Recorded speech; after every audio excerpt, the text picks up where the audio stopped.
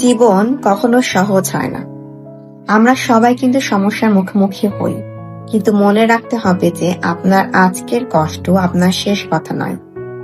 হতাশা শুধু একটি মুহূর্তের অনুভূতি মাত্র, জীবনের পুরো গল্প নয়।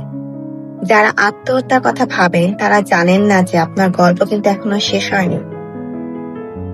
আচ্ছা, আজকে আমি এই অবস্থায় আছি, আমি জানি না কালকে আমার সাথে কি হবে, আমি নেক্সট 5 মিনিটস পরে কি অবস্থায় থাকবো। সো আজকের দুঃখ কষ্ট, আজকের হতাশার জন্য নিজের জীবন শেষ করে দিব? জীবনটা কি এত ইজি? এমনও তো হতে পারে না যে আপনার জীবনে অনেক সুন্দর মুহূর্ত, অনেক হাসি, অনেক মানুষ এখন অপেক্ষা করছে। শুধু এক মুহূর্তের দুঃখের জন্য সবকিছু শেষ করা তো ঠিক নয়। জীবন অত্যন্ত মূল্যবান। আল্লাহর পক্ষ থেকে জীবন একটি আমানত, এবং আমরা নিজেরা তা শেষ করার অধিকার রাখি না। আমরা মুমিনরা কেন ভুলে যাই যে পৃথিবীতে আমরা খুব সংক্ষিপ্ত একটি সময়ের জন্য আসি। দুনিয়া একটি ধৈর্যের পরীক্ষা ক্ষেত্র। মহান আল্লাহ তাআলা বিভিন্ন সময়ে, বিভিন্ন মাধ্যমে, বিভিন্ন ভাবে আমাদের ধৈর্যের পরীক্ষা নিয়ে থাকেন।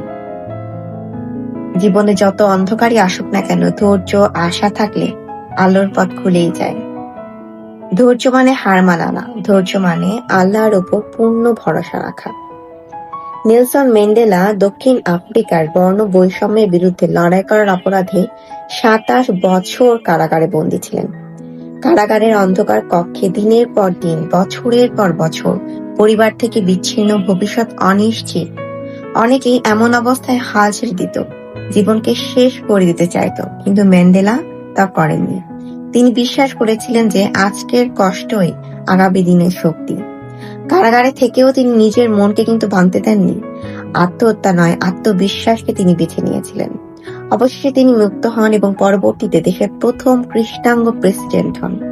যাকে একসময় অপরাধী বলা হয়েছিল, তাকে বিশ্ব চিনেছে শান্তির প্রতীক হিসেবে। আজ যে ব্যথা অসহনীয় মনে হচ্ছে, সেটাই আপনার গল্পের শক্তি হবে। সুইসাইড কোনো সমাধান নয়, ধৈর্যই সমাধান। আপনি যদি আজকে ভেঙে পড়েন, মনে রাখবেন যে আপনার জীবন কিন্তু এখনো শেষ হয়নি। আপনার গল্প এখনো লেখা বাকি।